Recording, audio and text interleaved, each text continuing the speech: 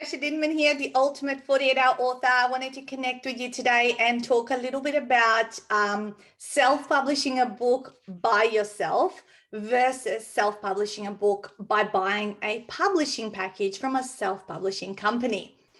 A lot of people do a bit of research when they want to self-publish their book, and they figure out, wow, it can be quite an expensive process. I know when I was publishing my very first book, it was somewhere between $5,000 to $7,000 to do that.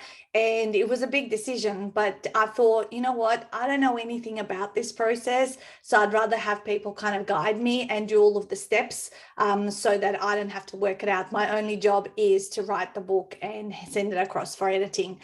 And since I've had my own publishing company for the last 4 years, I find that it's such a time saver to go through a publishing company with a package versus trying to work out how to find an editor and how to vet them, and then how to find a designer. And are they going to be a good designer? Because a self-publishing company has all of those people sorted out and lined up, and they've already been working with them for a long time. So and you're guaranteed you're going to have a great quality product. Now, also to vet if a self-publishing company is for you, is certainly look up the book covers on their website. Do you like their style? Do you like some of the designs of what they have done? You might even, download a sample of some of those books on Amazon and just look at internally if you like the layout of what they're coming up with. So that's kind of the visual aspects of you knowing if these people are for you. And then, of course, with the editing, again, if you don't know anything about writing a book, how do you know who is a great editor? So there's some of the things that are already there in place, and the self-publishing companies help you project manage this so you can actually just focus on the writing of the book and, of course, the promotions and the sales and marketing.